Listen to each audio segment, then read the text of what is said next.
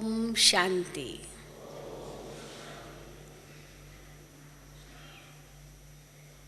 आप सभी इस बेहद शांति वन में, बेहद डायमंड हॉल में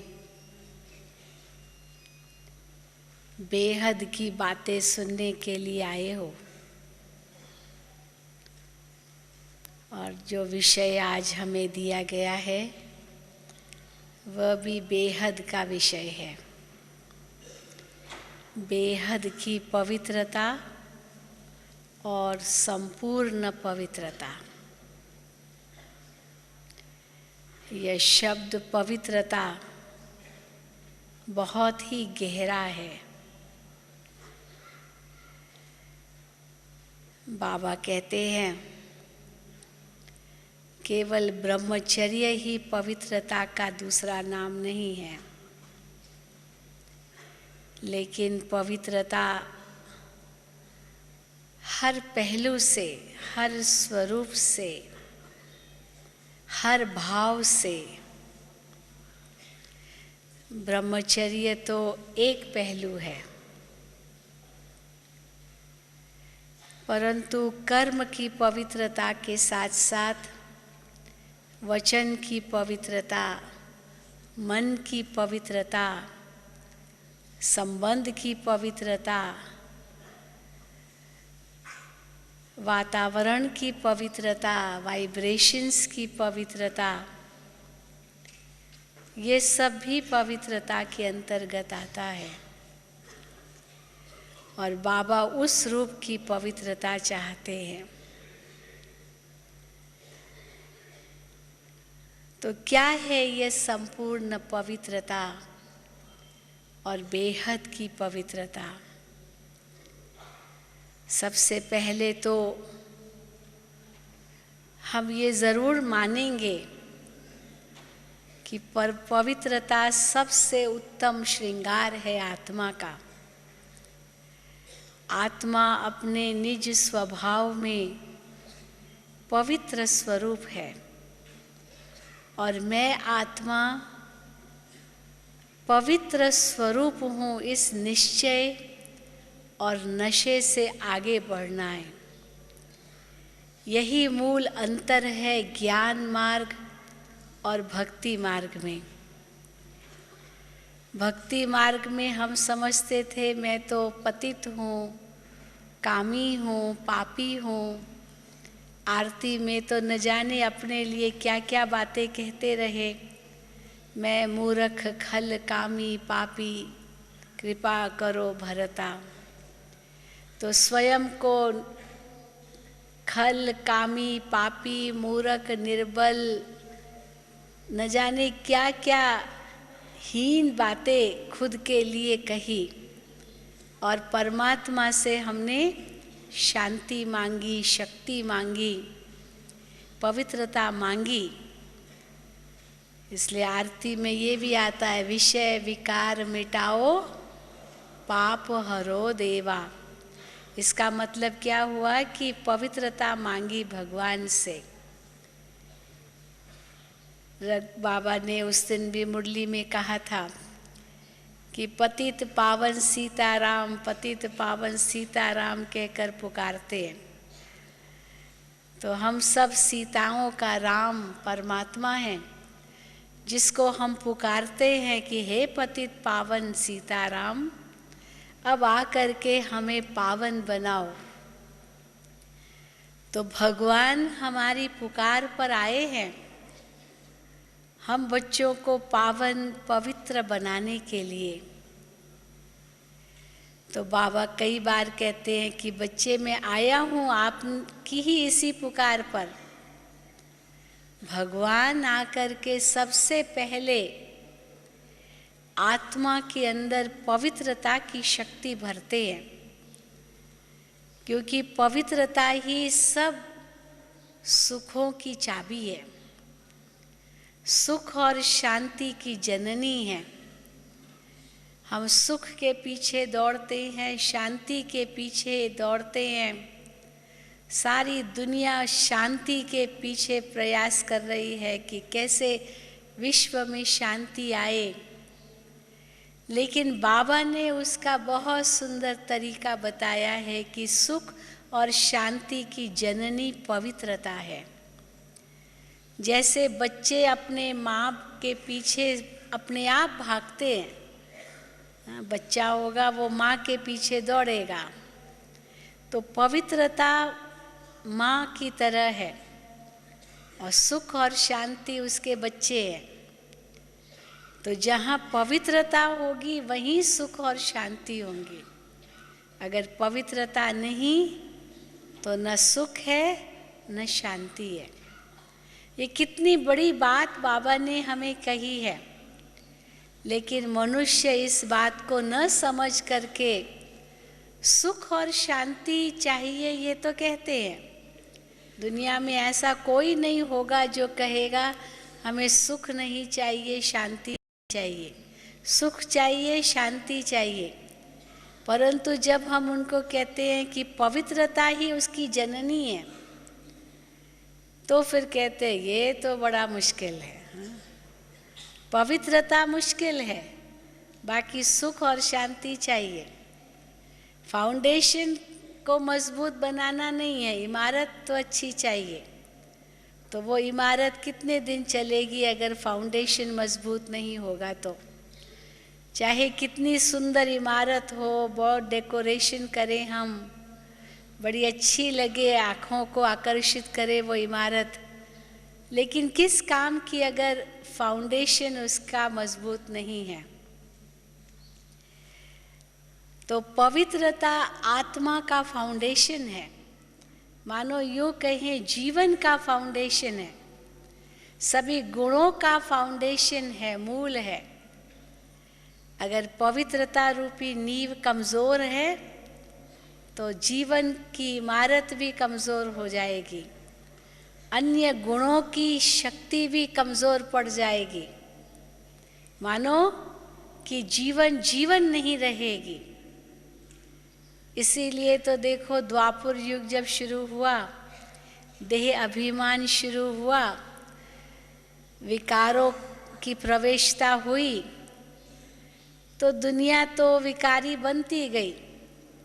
लेकिन पवित्रता दुनिया में रहने के लिए या दुनिया को थमाने के लिए जो पवित्रता की आवश्यकता है, उसको लाने के लिए या कायम रखने के लिए बीच बीच में धर्म पिताओं का आना हुआ,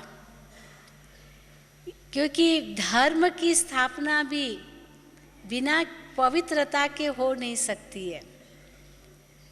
और एक धर्म, संन्यास धर्म, उसका तो मूल आधार ही पवित्रता है।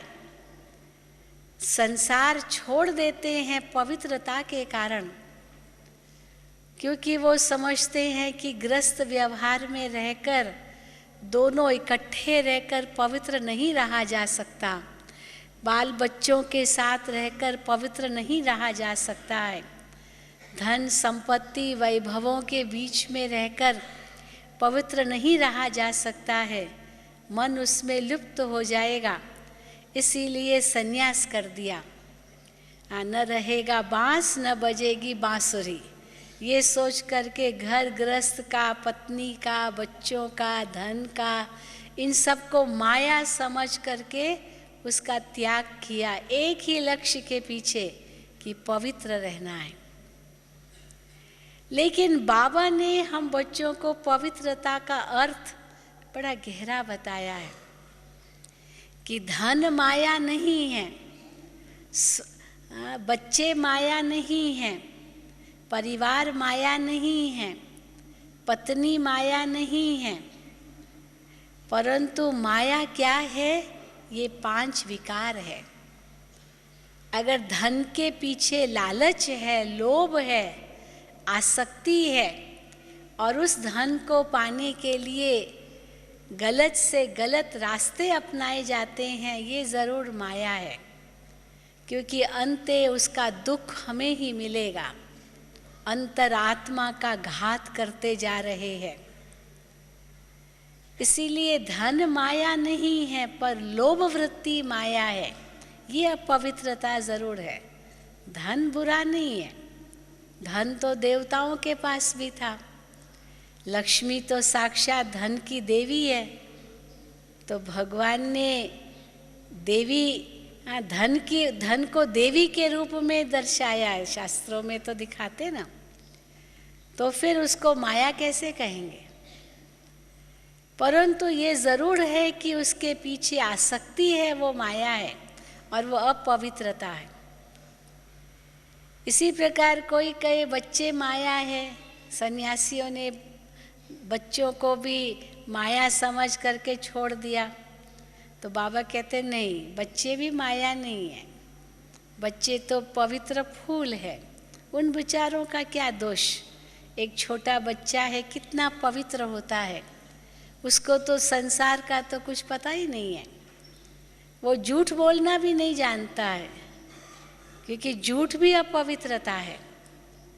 और बातें तो दूर, लेकिन झूठ बोलना भी बच्चा नहीं जानता है, वो तो सच्चा होता है।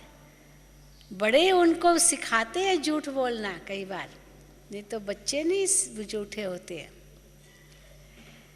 तो इसीलिए बच्चे कोई माया थोड़ी है, परंतु उसके प्रति मोह हो जाता है, मेरापन आ जाता है, वो माया जरूर है।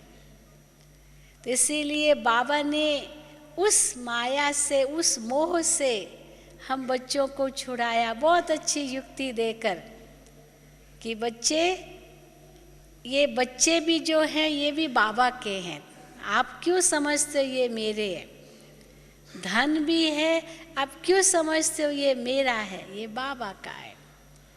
आपके पास तो ये अमानत है, मेरा समझने से माया आती है, पर बाबा का है अगर ये बुद्धि में आ जाए तो माया खत्म।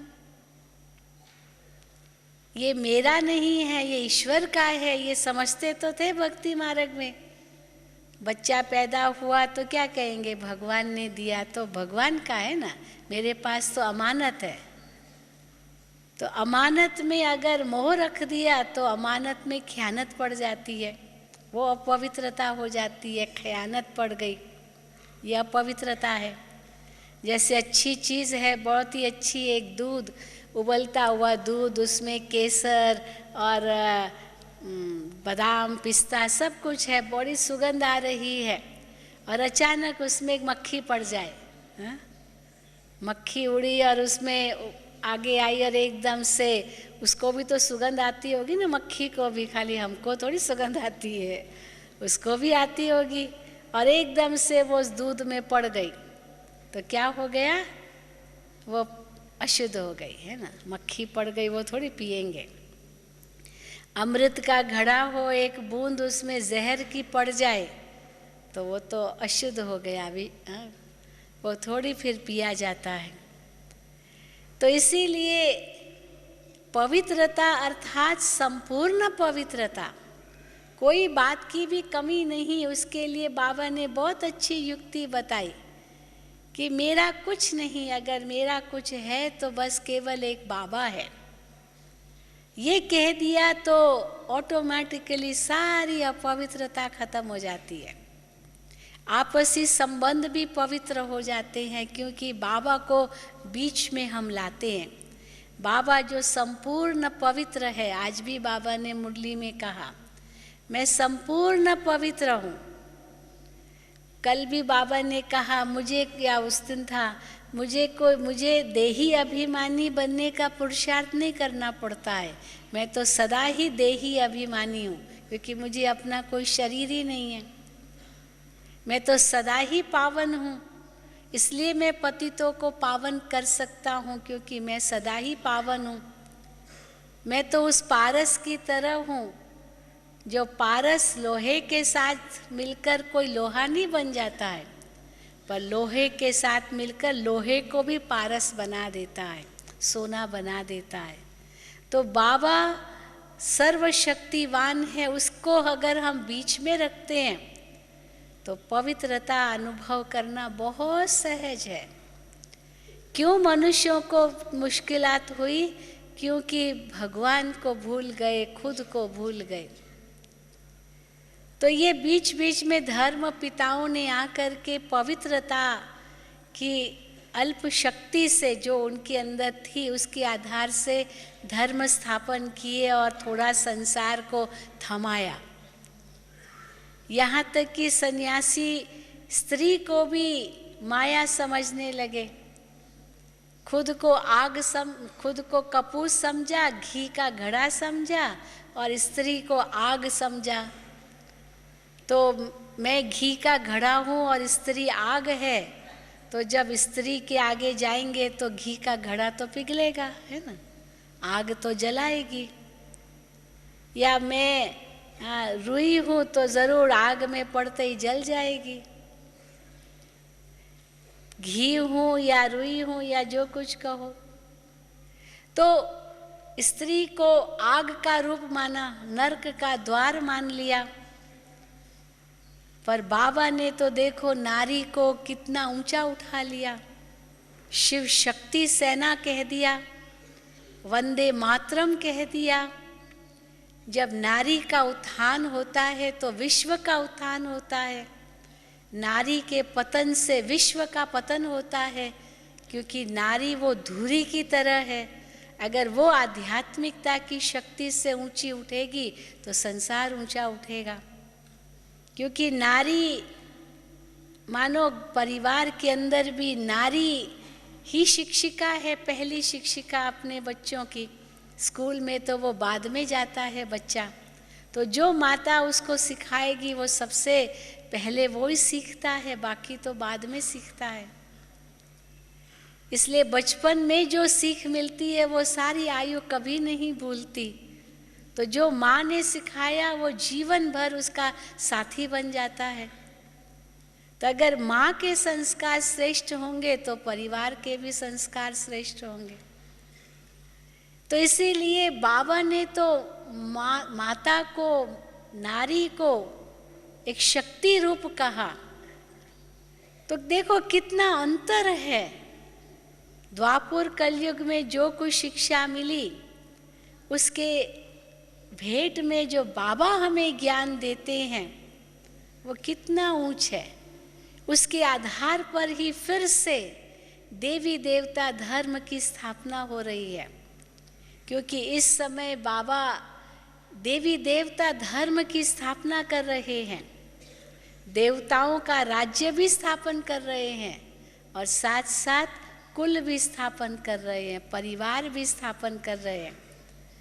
तो परिवार में दृष्टि हमारी कैसी होनी चाहिए? अगर भाई और बहन की आपस में कुदृष्टि हो जाती है तो कितना बड़ा पाप माना जाता है, इतना बड़ा पाप।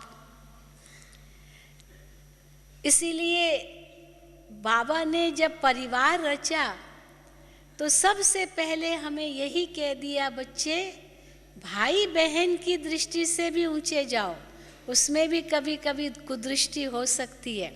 आजकल तो कई ऐसे माता पिता है वो बताते हैं, बहन जी हमको बड़ा डर लगता है, घर में जवान बेटा बेटी को छोड़ कर आए हैं।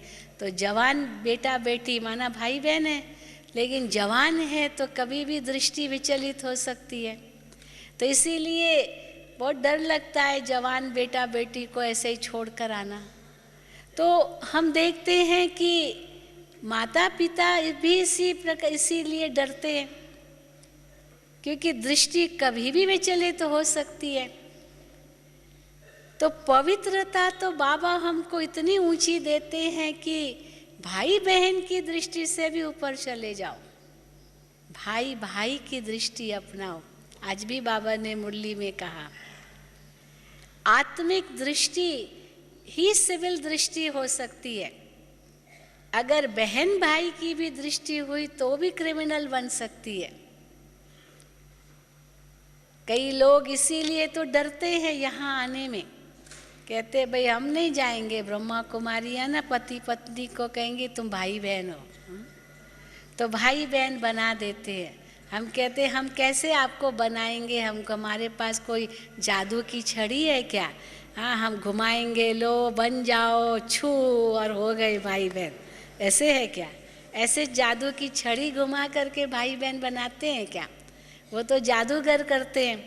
कल भी बाबा ने कहा या परसों था, जादूगर क्या करता है, अव्यक्त वाणी थी संडे की, छोटे को बड़ा कर देगा और बड़े को छोटा कर देगा, है ना। ये जादूगर की कमाल होती है, हाथ की सफाई होती है। तो क्या ये हाथ की सफाई करेंगे क्या, पति पत्नी को कह देंगे भाई बहन हो जाओ और बना देंगे छू मंतर करके, ऐसे है क्या।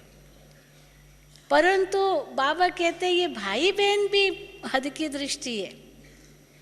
बाबा तो हमको इनसे भी ऊंचा ले जाते हैं। भाई भाई दृष्टि ही हमारी बदल देते हैं।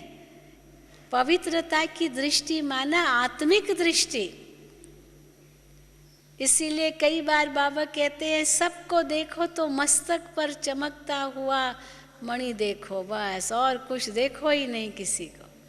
क्योंकि मस्तक से नीचे आते जाएंगे तो दृष्टि बदलती जा सकती है, क्योंकि परिवर्तन है सबका। शरीर का जो ढंग है, ढोल है, सब अलग अलग है। फिर भेंट करते रहेंगे, इसका जो नाक है ना ये मोटा है, इसका नाक पतला है, इसका नाक वो कब ये क्या तोते की चोंच वाला है, ऐसे ऐसे, इसकी आंखें ऐसी है, इसके होंठ ऐसे हैं। और नीचे आओ तो और कुछ और ही हो जाए, हा? सतो से रजो, रजो से तमो स्थिति आती है, दृष्टि तो पतित होती जाती है। लेकिन बाबा कहते हैं बच्चे सबको मस्तक पर चमकती हुई मणि देखो, बस और कुछ देखो ही नहीं। रामायण में आता है कि लक्ष्मण से जब ही हनुमान ने पूछा कि आप बताओ ये सीता का हार है क्या, क्योंकि आप तो साथ में रहते थे, ये सीता का हार है, क्योंकि हनुमान को तो पता नहीं था। तो लक्ष्मण वो हार देख करके कहता है मैं कैसे बताऊं ये सीता का है या नहीं, क्योंकि मैंने उनके गले में तो कभी देखा ही नहीं, मैं तो सदा ही उनके चरणों में ही देखा। दिखाते ना रामायण में, तो चरणों में ही देखा। तो ये नम्रता बहुत अच्छी है कि चरणों में ही हम झुके रहें, उनको ही छुएं। बड़ों के तो आशीर्वाद लेने के लिए चरण छूते हैं, तो ये भावना बहुत अच्छी है। लेकिन बाबा हमें देखो कितना ऊंचा उठाते हैं, चरणों पर गिरने से तो कितना ऊंचा उठा दिया, अपने कंधे पर बिठा दिया, सिर पर बिठा दिया, दिल में बिठा दिया। तो क्यों बाबा कहेंगे चरणों में झुके रहो। इसीलिए बाबा कहते हैं कि चरणों में क्यों देखो, सबको कैसे देखो, दृष्टि कैसे बनाओ, सबको मस्तक में चमकती हुई मणि देखो, बस। इसलिए नीचे उतरने की ज़रूरत ही नहीं है। और मस्तक तो सबका एक जैसा है ना। हो सकता है कि इसको बाल न हो तो टकला हो तो ज़रा लंबा मस्तक दिखता है परंतु है तो सीधा ना, सपाट सीधा है, प्लेन है। तो हम देखें वो तो सबका एक जैसा ही है, इसमें तो कोई अंतर तो करेंगे ही नहीं, कंपैरिजन भेंट तो होगी ही नहीं। तो इसीलिए बाबा ने दृष्टि को ही बदल दिया, आत्मिक दृष्टि बना दिया। और एक पिता के संतान हैं तो सबसे समान प्रेम। बाबा से प्रेम माना सबसे प्रेम, ये भी पवित्रता के अंतर्गत आता है। ये नहीं कि मेरा सारी दुनिया से प्रेम है, सिवाय किसी एक ने कहा था कि मेरा सारी दुनिया से प्यार है सिवाय मेरे पड़ोसी के। पड़ोसी से प्यार नहीं है, बहुत नफरत है उससे। पड़ोसी को देखता हूँ तो दिल जलता है, लेकिन बाकी सारी दुनिया से प्यार है। अब ये भी क्यों, पड़ोसी को देखकर दिल जले क्यों? ईर्ष्या होती है ना पड़ोसी को देख करके। पड़ोसी के घर में नई गाड़ी आई तो हमको ईर्ष्या होती है, मेरे पास तो अभी तक पुरानी ही है होता है, बहुत होता है। पड़ोसी को नया फर्नीचर मिला और मेरे पास तो अभी तक तो पुराना ही है, तो भेंट करते रहते हैं। तो पड़ोसी से थोड़ा होता है। तो इसीलिए वो क्रिश्चियनिटी में दिखाते हैं लव दाई नेबर। क्राइस्ट ने कहा अपने पड़ोसी से सबसे पहले प्यार रखो, क्योंकि ऐसे समय पर अपने रिश्तेदार काम नहीं आएंगे, काम कौन आएगा? पड़ोसी काम आएगा, है ना। दूसरे तो बहुत दूर होंगे रिश्तेदार, या तो अपने घर वाले काम आएंगे, कई बार वो भी काम नहीं आएंगे, पता नहीं कहाँ होंगे, पर पड़ोसी तो साथ है ही है ना। इसीलिए उनसे कभी नफरत नहीं करना, अपना मित्र बनाकर रखना सदा ही। तो ये कोई कहे सारी दुनिया से प्यार है पर सिवाय पड़ोसी के, तो वो भी तो प्यार थोड़ी हुआ। या केवल एक से मुझे प्यार है, बाकी किसी से भी नहीं, सारी दुनिया से नफरत है, केवल एक ही व्यक्ति से है प्यार बस। अब ये भी गलत है, ये भी गलत हो जाएगा, क्योंकि केवल एक से ही है। वो एक कब तक साथ देगा? आज है कल धोखा दे देगा, आज है कल संसार से चला जाएगा, फिर अकेले पड़ गए, फिर भगवान याद आएगा। तो उसकी वजह उसको ही सच्चा साथी बना लो, और जब उसको सच्चा साथी बना लिया, सच्ची प्रीत एक से जोड़ दिया, तो सबसे प्रीत हो जाती है, सबसे। जैसे पेड़ को पानी देना है तो हम एक एक पत्ते को पानी थोड़ी देंगे, और न पत्तों को पानी देने से पत्तों तक पहुँचेगा, हमारी सारी मेहनत विफल जाएगी। तो अगर पेड़ को पानी देना है, पत्तों को देना है, तो सबसे सहज उपाय क्या है? हाँ? जड़ को दो, बीज को दो। अगर बीज को दे दिया तो पेड़ को अपने आप पहुँचेगा, अपने आप बीज से ऊपर खींचेंगे पेड़ के पत्ते, अलग से उनको देने की ज़रूरत नहीं है। तो बीज है शिव बाबा, अगर उस बीज से प्यार है तो मेरी सारी दुनिया से प्यार है, मुझे सभी धर्म वालों से भी प्यार है। हम हदों में नहीं फंसेंगे, अपनी मेरी जाति है, मेरा धर्म है, मेरी भाषा है, इन हदों में भी नहीं फंसेंगे, हम बेहद में चले जाएंगे। इसलिए बेहद की पवित्रता अर्थात सब हदें खत्म, और संपूर्ण पवित्रता अर्थात जरा भी दाग आत्मा में न रहे, ये है संपूर्ण पवित्रता। तो इसीलिए पहले तो ये बेहद की पवित्रता लाने के लिए बाबा ने हमें आत्मिक दृष्टि दी। हदें खत्म करो, धर्म, जाति, भाषा, रंग, प्रांत, देश, ये जितनी भी हदें इस संसार में हैं, बाबा ने हमारी सब खत्म कर दी। बस अपने आप को आत्मा समझो और दूसरे को भी आत्मा रूप में देखो। ये हदें आती ही तब है जब हम शरीर में आते हैं। देह के धर्म तभी दिखाई देते हैं जब हम शरीर में हैं। इसीलिए परमात्मा के लिए भी क्या कहते हैं? सर्वधर्मान परित्यज मामेकम शरणम व्रज, भगवान के महावाक्य हैं। तो सब धर्मों को त्याग कर मेरी शरण में आओ। अर्थात ये देह के धर्मों में फंसना माना ईश्वर से दूर जाना, अपने आप से भी दूर जाना, क्योंकि ये देह के धर्म तो देह से संबंधित है, आत्मा से तो संबंधित है ही नहीं। इसलिए पहले बाबा ने हमें बेहद की पवित्रता सिखाई।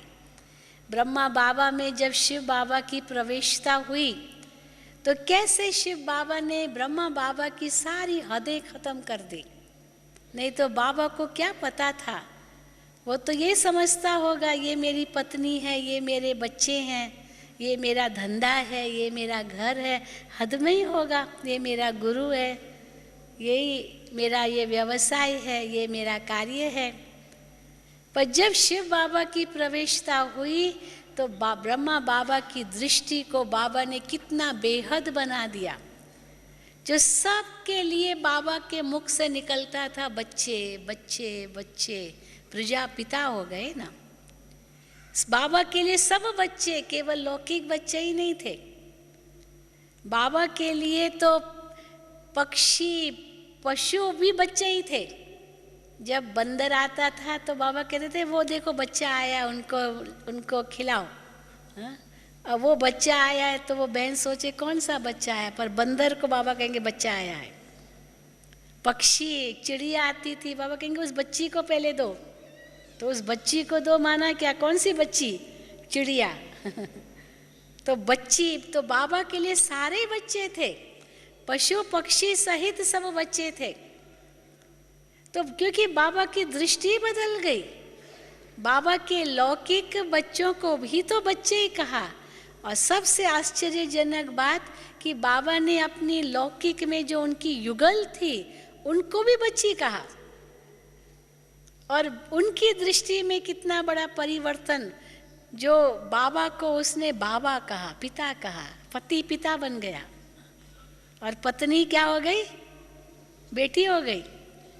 कितना बड़ा अंतर पड़ गया दृष्टि में। हम महात्मा गांधी का पुस्तक पढ़ रहे थे एक बार, उनकी आत्मकथा महात्मा गांधी की।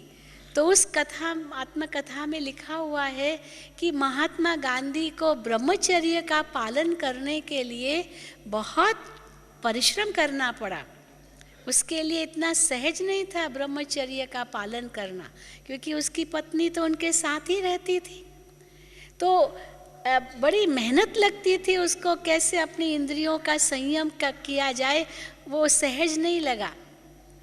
परंतु एक दिन उसने कस्तूरबा, कस्तूर उसकी पत्नी का नाम था, उसको कह दिया कस्तूरबा, माँ। गुजराती में माँ को बा कहते हैं, तो बा। तो जिस दिन से उसने कस्तूरबा को माँ के रूप में देखा, उस दिन से इसकी दृष्टि बदल गई, क्योंकि माँ की दृष्टि से उसको देखा। उसके पहले तो भले ब्रह्मचर्य पालन करने की कोशिश की, परंतु उसको मेहनत लगती थी बहुत। पर जैसे दृष्टि बदल गई, ये तो माँ है, मेरी भी माँ है, बस उसकी दृष्टि बदल गई और पवित्रता उसके लिए कितनी सहज हो गई। ब्रह्मचर्य का पालन करना बड़ा सहज हो गया। स्वामी रामकृष्ण परमहंस के लिए बताते हैं कि उनकी तो जन्म से पहले ही सगाई हो गई थी।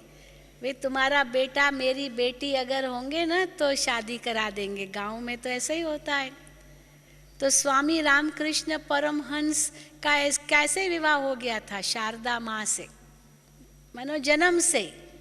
अब वो तो माता पिता ने करा लिया, लेकिन स्वामी रामकृष्ण परमहंस ने शारदा माँ को स्वीकार किया, पर उनकी दृष्टि में कभी भी ये नहीं है कि ये मेरी पत्नी है, क्योंकि वो माँ का भक्त था। तो शारदा को पहले दिन से ही उसने कहा तू मेरी माँ हो, माँ हो। तो माँ की दृष्टि से देखा तो दृष्टि उनकी पवित्र हो गई। अब बाबा के लिए तो उनको माँ तो नहीं कहा, उनको बेटी माना, क्योंकि प्रजापिता ब्रह्मा थे। और इतनी आश्चर्य की बात की देखो, जब यज्ञ की स्थापना हुई तो सबको ब्रह्मा बाबा से श्री कृष्ण का साक्षात्कार होता था, और मम्मा से राधे का साक्षात्कार होता था। मम्मा को राधा रूप में देखते थे या लक्ष्मी रूप में देखते थे, और बाबा को श्री कृष्ण रूप में या नारायण रूप में देखते थे। अर्थात बाबा मम्मा को भी मालूम था, और शिव बाबा ने भी उनको बताया कि भविष्य में आप युगल होंगे ना, युगल ही होंगे ना भविष्य में। लेकिन बाबा की दृष्टि मम्मा के प्रति कैसी थी? वो सदा बाबा को मम्मा कहते थे। हालांकि मम्मा माना बेटी, सरस्वती उनकी बेटी थी तो बेटी के रूप में, लेकिन बाबा ने लोक संग्रह अर्थ उनको मम्मा ही कहा, केवल बेटी नहीं कहा। क्योंकि अगर कहा कि मैं उनको बेटी कहूँगा तो सभी उनको फिर उनके नाम से पुकारेंगे, इसलिए वो यज्ञ की माँ हैं, अलौकिक माँ हैं। तो बाबा भी मम्मा को मम्मा कहते थे। मम्मा की लौकिक माँ वो भी अपनी बेटी को मम्मा कहती थी। अब बताओ, सारी दृष्टि बदल गई। वैसे आत्मिक दृष्टि सबके प्रति।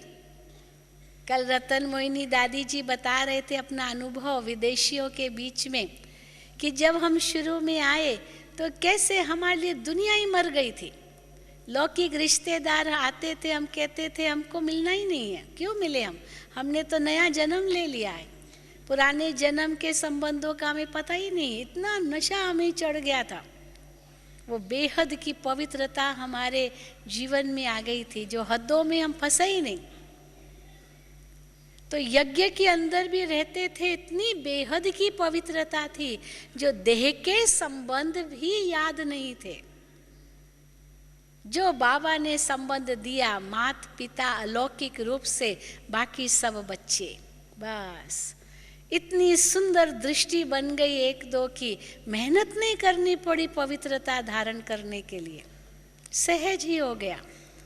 और विनाश के साक्षात्कार तो होते थे सबको, तो वैसे ही वैराग्य आ गया, क्योंकि बस अब ये दुनिया गई की गई।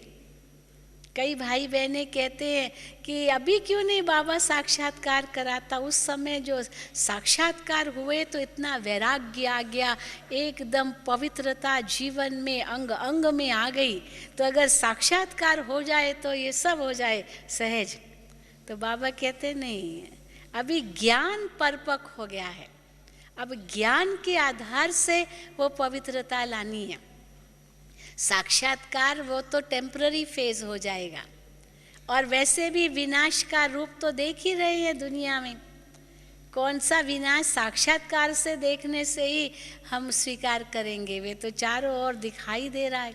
उस समय तो दिखाई नहीं दे रहा था, इसीलिए बाबा को साक्षात्कार कराना पड़ा। अभी तो चारों ओर दिखाई दे रहा है। हाँ, रोज दिल्ली में देखो कहीं बम फट रहा है, कहीं क्या हो रहा है, कोई क्या हो रहा है, डर ही डर है। जहाँ जाओ डर ही डर है, तो डर के मारे ही जी रहे हैं। तो वो डर का जो सुख है वो कौन सा सुख होगा। बाबा जिसको कहते हैं रुण्य का पानी, रुण्य का पानी होता है ना, रेगिस्तान में एक हिरण होता है, उसको लगता है वहाँ सामने पानी है और वो दौड़ता है उसके पीछे, पर वो तो केवल परछाई होती है पेड़ की, तो उसको लगता है वो पानी है, क्योंकि वो हिलता है रेत में, वो उसकी परछाई। तो पानी के मारे वो प्यासा ही रह जाता है। तो सच्चे सुख के पीछे दौड़ता है इंसान, लेकिन डर जो साथ में है इसके कारण वो सुख अनुभव ही नहीं कर पा रहा है। और बाबा ने तो हमारा डर ही खत्म कर दिया। आत्मा के ज्ञान से सारा डर खत्म हो गया ना। आत्मा तो अजर अमर अविनाशी है।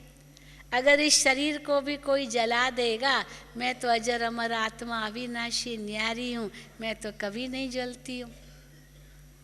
इसीलिए ये डर ही खत्म हो गया अशरीरी अवस्था का अनुभव करने से। इसीलिए बाबा बार बार जोर देकर कहते हैं, बच्चे अपने आप को अशरीरी आत्मा निश्चय करो, इस देह के भान से ऊपर जाओ, न्यारे हो जाओ, उड़ जाओ, वतन में चले जाओ। साक्षात्कार हो तब वतन में जाएं ये नहीं, पर मन की स्थिति ऐसी हो जो ज्ञान का तीसरा नेत्र मिला और आत्मा उड़ गई, वतन में पहुंच गई अपने वतन में। क्योंकि इस तीसरे नेत्र से तो आप बहुत कुछ देख सकते हो, इन दो नेत्रों से तो केवल आप यही देख सकते हो। तीसरे नेत्र से तो आप तीनों कालों को देख सकते हो, तीनों लोकों को देख सकते हो। तो आज भी बाबा ने कहा ज्ञान के तीसरे नेत्र से देखो, तो देखो पवित्रता की शक्ति का अनुभव होगा। आज की मुरली थी। तो आत्मा को भी ज्ञान के नेत्र से देखो, परम धाम को भी ज्ञान के नेत्र से देखो, सूक्ष्म वतन को भी ज्ञान के नेत्र से देखो, सतयुग को भी ज्ञान के नेत्र से देखो। वो अभी हम उस दुनिया में जा रहे हैं। कल भी बाबा ने मुरली में बड़ा सुंदर कहा कि घर और नई दुनिया सडपंध पर है। सडपंध एक सिंधी शब्द है। सड माना जैसे बुलाना किसी को, पंध माना उतना ही फासला जो मैंने बुलाया और वो सुन सके, इतना नज़दीक। तो परम धाम और सतयुग हमारे कितने पास है, सडपंध पर है। जितना हम पुकारे और वो व्यक्ति सुने, इतना दूर हमारे लिए है, मतलब इतना पास है। पर वो कैसे पास अनुभव करेंगे या देखेंगे, इन आँखों से तो यही कलयुगी दुनिया दिखाई दे रही है। तो कौन से नेत्र से देखेंगे? हैं? तीसरे नेत्र से देखेंगे। उस घर को भी देखना है, उस नई दुनिया को भी देखना है, आत्मा को भी देखना है, तीनों कालों को देखना है, तीनों लोकों को देखना है। तो ये दृष्टि आत्मा की कितनी पवित्र हो जाए, वो ज्ञान का नेत्र मिल जाए तो ये दृष्टि भी पवित्र हो गई। लेकिन उसके लिए ये ज़रूरी नहीं है कि ये दो आंखें हम फोड़ दें तब वो पवित्रता हमारे जीवन में आए। नहीं, सूरदास ने तो यही किया। आज बाबा ने भक्तों को भी याद किया कि जो द्वापर के भक्त थे वो कितने कट्टर थे, अटूट थे, लगन वाले थे, किसी की परवाह नहीं की। सूरदास ने यही तो कि आंखें ही फोड़ डाली, न होगी ये आंखें न हमारा मन विचलित होगा। वो पक्के थे। आजकल के भगत कैसे? बाबा ने क्या शब्द बोला? आजकल के भगत तो बादशाह है, बादशाह की तरह रहते हैं, खूब कमाते हैं, है ना, धन तो बहुत आता है, पर कहलाते भगत है। अब कोई ना कोई देव के या किसी गुरु के, मतलब उनको भी वो भी कोई कम थोड़ी कमाते होंगे। परमात्मा को तो पहचानते ही नहीं है, खुद में ही फंसाते रहते हैं। परमात्मा को जान जाए तो सबकी बुद्धि उस तरफ लग जाए, और परमात्मा के साथ ही हमारा लेना देना हो। यहाँ तो मनुष्य आत्माओं के साथ ही लेना देना है, ईश्वर से तो दूर हो गए हैं। इसीलिए न विकर्म विनाश होते हैं, न पाप कटते हैं, और न ही बंधनों से बंधन मुक्त होते हैं, न कर्मातीत बनते हैं, न पवित्र बनते हैं। इसीलिए बाबा कहते हैं मुझे आना पड़ता है, और मैं आकर के जो ज्ञान देता हूँ उससे ही तुम बच्चे पवित्र बन सकते हो, योगी बन सकते हो, बंधन मुक्त बन सकते हो, माया जीत बन सकते हो, प्रकृति जीत बन सकते हो, इंद्रिय जीत बन सकते हो, और कर्मातीत बन सकते हो, संपूर्ण बन सकते हो। क्योंकि लक्ष्य ही भगवान ने हमको इतना ऊंचा दे दिया, तो उसी अनुसार ही लक्षण हम अपने जीवन में धारण करते हैं। तो क्या है बेहद की पवित्रता? बेहद की पवित्रता अर्थात समदृष्टि, जिसमें समान हम सबको आत्मा रूप में देखते हैं, और हरेक आत्मा के प्रति शुभ भावना, हरेक आत्मा के प्रति शुभ कामना, ये बेहद की पवित्रता है। मन वचन कर्म की पवित्रता है। ये भी नहीं कि चलो कर्म में तो हम किसी को दुख नहीं देते, पर मन में किसी के लिए बुरा सोच लिया, ये भी बाबा कहते पवित्रता नहीं है। अब ये तो बहुत ऊंची बात है। मन में तो कईयों के लिए हम कितना भी कुछ तो नेगेटिव सोचते ही है ना, इसने मेरे साथ ऐसा व्यवहार किया। कई बार हम कहते हैं भाई चलो क्षमा तो कर देते हैं किसी को, ठीक है, क्षमा करना फिर भी सहज है, परंतु उस बात को भूल जाना, जब भी वो मेरे सामने आए वो बात मुझे याद भी न रहे कि इसने मेरे साथ कोई ऐसा व्यवहार किया भी था, भूल ही जाए, वो है सचमुच बेहद की पवित्रता। जो मनसा में भी कोई अशुद्ध संकल्प किसके प्रति भी न आए, व्यर्थ संकल्प भी किसी के प्रति न आए, और अगर दूसरे के अंदर में आए तो मेरा शुद्ध संकल्प उसके संकल्प को भी बदल दे।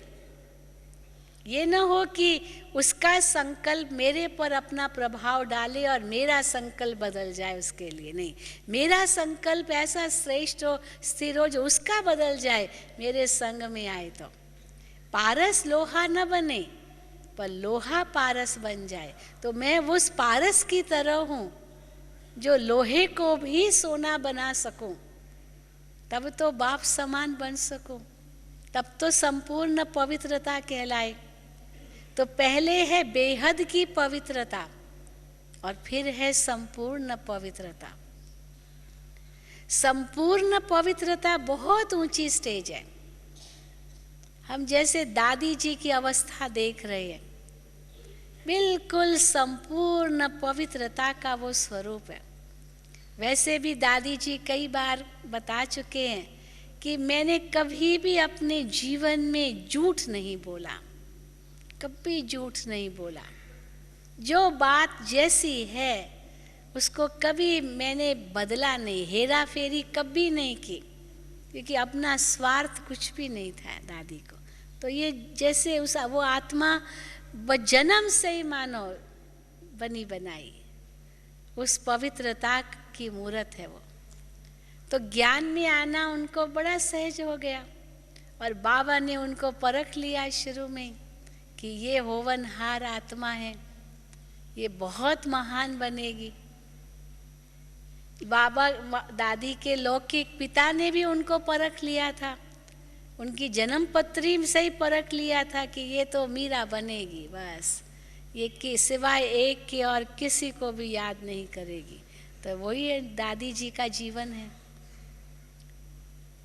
तो संपूर्ण पवित्रता की अगर अनुभूति करनी है तो सचमुच हम दादी जी से करते हैं, जो संपूर्णता के निकट है। कर्मातीत तो हो ही गई दादी जी। कई हमसे पूछते हैं कि कर्मातीत और संपूर्ण में क्या अंतर है, तो हम कहते बहुत अंतर है।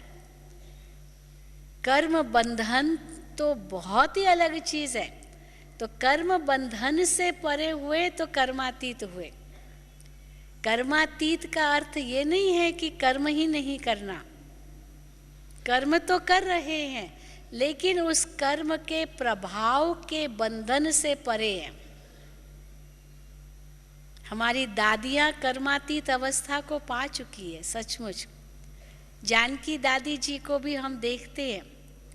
दादी जानकी से कई बार हम लोग पूछते हैं, दादी आप कल वहाँ थे और वहाँ क्या अनुभव किया, क्या समाचार। दादी जी को याद भी नहीं है। जानकी दादी कहेंगे कल जो हुआ सो हुआ, आज नया दिन, कल को क्यों याद करो, आज की बात करो, अभी की बात करो, कल की बात क्यों करती हो, वो तो पूरा हो गया। कल की बात आज भी याद नहीं करना, क्योंकि हर घड़ी को सफल करना है। अगर मैं आज कल की बात कर रही हूँ जो कल बीत गया, तो अभी तो मेरा सफल कहाँ हुआ, वो तो मैं कल में ही हूँ, अभी तक आज मैं पहुँची ही नहीं हूँ। किसी ने दादी से पूछा, दादी जानकी दादी से, दादी आप घड़ी क्यों नहीं पहनते?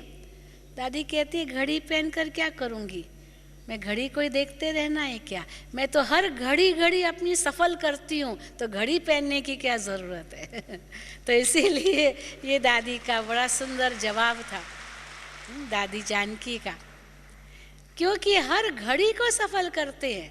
ये कर्मातीत अवस्था की निशानी है। ये नहीं कि मैंने जो किया पता नहीं अच्छा किया, अच्छा नहीं किया, सफल हुआ नहीं सफल हुआ, प्रश्न करना पता नहीं ठीक हुआ नहीं ठीक हुआ, नहीं ठीक ही हुआ, निश्चय है, क्योंकि बाबा की याद में हुआ, किसी देहधारी की याद में नहीं हुआ, कोई आसक्तिवश नहीं हुआ, कोई मैंपन और मेरापन से नहीं हुआ। लगन ही एक के साथ है और कुछ बुद्धि में है ही नहीं। तो ये कर्मातीत अवस्था ही तो है, जो इस उम्र में भी देखो दादी जानकी को उड़ा रहे हैं। आज कल रात को कितना लेट पहुँचे, रात सवेरे मुरली भी सुनाई और अभी भी शायद क्लास कराएंगी टीचर्स का, उड़ती रहती है। कहाँ से हिम्मत आ रही है, शक्ति आ रही है। एक बार जानकी दादी से पूछा, दादी आप इसका राज बताइए। तो दादी ने बहुत अच्छी बात कही। कहा मैं जब शुरू में आई ना, जानकी दादी ने अपनी बात सुनाई, जब मैं शुरू में आई थी तो उस समय मैं पिजिन की तरह थी, तोते की तरह थी, सॉरी कबूतर की तरह थी। बस बाबा के सामने बैठी रहती थी, खाली करती रहती थी। तोता वो कबूतर क्या करता है, हूँ करता है ना, और कुछ नहीं बोल सकता है, वो खाली करता है। भाई अमर कथा सुनाई पार्वती को तो किसने सुन ली, तो वो कबूतर ने सुन ली, हूँ किया, तो शंकर ने सोचा कि हाँ पार्वती सुने, वो तो सो गई थी। तो मैं तो कबूतर थी जो बाबा की हर बात ग्रहण करती थी, कुछ बोलती नहीं थी। लेकिन उसके बाद बाबा ने मुझे जो बोलने की शक्ति दी, फिर तो मैं तोता बन गई, कबूतर से तोता बन गई, पैरेट बन गई, पिजिन से पैरेट बन गई। बस जो बाबा ने सुना मुझे वो ही सुनाना है, बाकी दुनिया की और कोई टिकलू टिकलू मुझे कुछ नहीं करनी है। बस भगवान की बातें ही मुझे सुनानी है और कुछ नहीं, और कुछ मुझे पता भी नहीं है, केवल भगवान की बातें मालूम है, वही मैं सुनाती हूँ। तो वो पैरेट हो गई। जैसे तोता क्या करता है भाई, जो मालिक ने बोला वो रट लिया। मना भाव ये था, कहने का कि मुझे भगवान की बातें ही आती, और बातें मेरे से मत पूछो, ज़रूरत भी नहीं है। वो भगवान की बातें जान लिया माना सब कुछ जान लिया। शास्त्र वेद पढ़ने की ज़रूरत ही नहीं है, और आगे कोई किताबें पढ़ने की ज़रूरत ही नहीं है। और अभी बाबा ने मुझे क्या बना दिया है? पपेट बना दिया है। पपेट समझते ना, कठपुतली। तो मैं बाबा की कठपुतली हूँ, वो मुझे नचाता है, मैं नाचती हूँ। दुनिया में नाचती, आज यहाँ आज वहाँ आज वहाँ, वो नाचती रहती हूँ। बाबा ने उसकी शक्ति चला रही है। तो दादी जानकी को बना दिया है बसंत, और बड़ी दादी को बना दिया है रूप। तो रूप और बसंत की जोड़ी हो गई है। तो ये दादी जी आप देखिए, बिल्कुल साक्षात्कार मूर्त। शब्द बस 4 शब्द का एक शब्द कहेगी, बस शांत, बस बाबा की लगन में वो मगन है। वो दादी जी की स्थिति, वो संपूर्णता की स्थिति हम अनुभव कर रहे हैं। बाबा ने उस दिन भी संदेश में कहा कि दादी जी को तो बाबा ने अपनी गोद में बिठा दिया है, दिल में गोद में बिठा दिया है। बस बाबा अपने आप कार्य कर रहा है और दादी जी को गोद में बिठाया हुआ है। तो वही अनुभव करती है दादी जी कि मैं गोद में ही बैठी हूँ बाबा की। तो इसीलिए हम अनुभव करते हैं कि ये संपूर्णता की निशानी है। कर्मातीत से तो दूर चले गए, कर्मातीत फिर भी भाई कर्म तो कर रहे हैं, कर्म के बंधन से तो बहुत ही परे हो गए। कर्म का बंधन क्या होता है? कर्म करने के बाद सोच चलता है, पता नहीं ये कर्म ठीक किया या नहीं ठीक किया, अच्छा हुआ या नहीं अच्छा हुआ, सफलता मिलेगी या नहीं मिलेगी। हम लोग भी भाषण करेंगे ना, तो भाषण करने के बाद अगर किसी ने मुझे ये नहीं कहा, मानो अपनी बात नहीं है, जनरल बात कह रहे हैं, अगर किसी ने मुझे ये नहीं कहा कि बहन जी तुमने बहुत अच्छा क्लास कराया, तो मुझे आएगा ये क्या मैंने शायद ठीक क्लास नहीं कराया। किसी ने प्रशंसा ही नहीं की, प्रशंसा ही नहीं की, तो प्रशंसा के पीछे हम पड़े रहे, मान लो, तो ये थोड़ी कर्मातीत अवस्था है। प्रशंसा नहीं की तो दुखी हो गए, तो ये थोड़ी कोई कर्मातीत अवस्था। कर्मातीत अवस्था माना नेकी कर दरिया में डाल, किया और फिर न्यारे हो गए। जिसको बाबा ने अव्यक्त वाणी संडे की बाबा ने कहा न्यारा और प्यारा, ये संपूर्णता के, ये कर्मातीत अवस्था के निकट है, ये संपूर्ण पवित्रता है। तो जितने ही न्यारे उतने ही सब के प्यारे, न कोई हद है, न कोई तेरा है, न मेरा है। तो ऐसे बेदाग हीरा हम बच्चों को बनना है, इस संकल्प से हमारा पुरुषार्थ हो, तब कहेंगे कि हाँ हम विजयी बनेंगे, तब हम विजय माला में आ सकेंगे। कई नए नए बच्चे कहते हैं बाबा ये हम कैसे करेंगे, हम तो बहुत पीछे आए हैं। तो बाबा कहते हैं ये भी मत सोचो।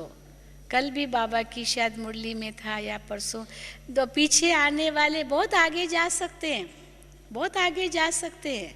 ये कभी नहीं सोचो कि हम तो पीछे आए हैं, क्योंकि किसी को भी सीट नहीं मिली है अभी तक।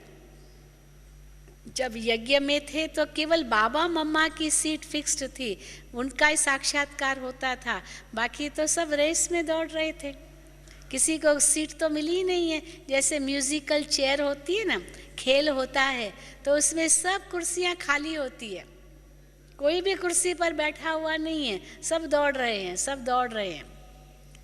अब म्यूजिक बंद हो तो बैठे ना, और जो सोचेगा मुझे ये कुर्सी मिल जाएगी और एकदम उस कुर्सी के नज़दीक आ गया, पर म्यूजिक बंद हुआ ही नहीं, तो बैठेगा कैसे?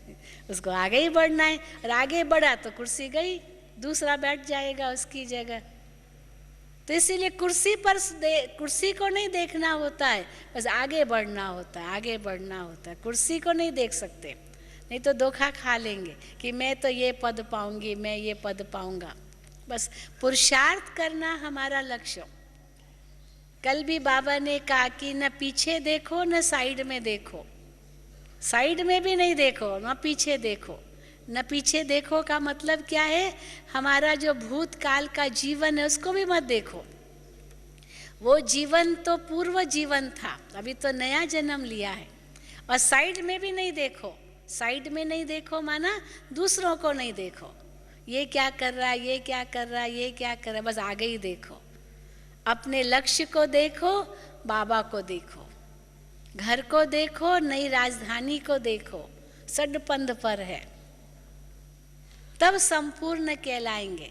इसीलिए ये भी न सोचे हम तो लेट आए हैं, पर लास्ट आकर भी फास्ट जा सकते हैं, नंबर 1 आ सकते। अभी भी टू लेट का बोर्ड नहीं लगा है। इस ग्रुप में कौन होंगे जो पहली बार आए हैं? पहली बार कौन आए हैं? हाँ? इसलिए संकल्प बहुत अच्छा है। संकल्प तो नहीं चल रहा है न कि हम इतना लेट आए बाबा, नहीं, संकल्प जरा भी नहीं करो। अभी भी आए, बहुत अच्छा हुआ, इसके बाद और आएंगे। आज बाबा ने मुरली में कहा कि बच्चे अभी तो बहुत आएंगे, अभी तो ये कुछ भी नहीं है, वरदान था शायद, तो अभी तो बहुत आएंगे, तो उसकी भेंट में तो अभी फिर भी कुछ नहीं है। बाबा ने तो तैयार कर दिया है। एक अव्यक्त वाणी बीच में चली थी, जिस समय शांति वन में इतना हाउसफुल हो गया था, जो ज़रा भी जगह नहीं थी, टेंट लगा दिए थे सब जगह बहुत। तो बाबा ने उस समय भी तैयार कर दिया कि बच्चे इनसे भी ज़्यादा आएंगे, आपको तो अपने सूटकेस पर ही सोना पड़ेगा, तैयार हो। सूटकेस पर सोना है और हैंड बैग है, उसको तकिया बना देना है, तो तैयार हो। और आकाश का बिस्तर हो, तैयार हो उसके लिए। हाँ, अभी तो 9 लाख के लिए भी तैयारी हो रही है। बाबा ने कहा है माउंट आबू से आबू रोड तक क्यों लगेगी, वो तो हो ही रही है। जब यहाँ से माउंट आबू जाते हैं ना, तो क्यों ही होती है अपनी गाड़ियों की, बाबा की गाड़ियों की क्यों होती है। बाबा के बच्चे ऊपर जाते हैं या नीचे आते हैं। हम कई बार गिनती करते हैं, जब हम ऊपर जाते हैं या नीचे आते हैं, हम गिनती करते हैं। ऊपर जाते हैं खास, और ऊपर से गाड़ियाँ आती है बीकेएस की, तो हम गिनती करते हैं कितने बाबा के बच्चों की ये गाड़ियाँ होगी। तो लाइन हो गई ना, क्यों हो गई ना, माउंट आबू से आबू रोड तक की। तो अभी तो फिर भी गाड़ियों की क्यों है, फिर तो हो सकता है पैदल की भी क्यों हो जाए, है ना, वो भी हो जाए। इसलिए माउंट आबू का रोड भी बहुत अच्छा बड़ा बना दिया है, वर्ल्ड बैंक ने मदद किया, देखो तो इतना बड़ा अच्छा रोड बन गया है, जो बहुत अच्छी तरह से माउंट आबू भी जा सकते हैं, क्योंकि सब अपना होना है। सब बाबा के बच्चे यहाँ असाइलम लेने हैं, तो इसीलिए बाबा की बुद्धि में तो वही है कि कैसे अंत में बच्चे आकर के शरण लेंगे, बच्चे असाइलम लेंगे, और कैसे बच्चे फिर उड़ेंगे वतन में। तो ये बाबा तो भविष्य ही देख रहा है, पर वो अनुभव कौन कर सकेगा? जिसके जीवन में संपूर्ण पवित्रता होगी, बेहद की पवित्रता होगी, इतनी ऊंची दृष्टि और वृत्ति होगी, बाप समान स्थिति होगी, वही आत्माएं उस अनुभूति को कर सकेंगे। ठीक है, अच्छा। ओम शांति, ओम शांति, ओम शांति।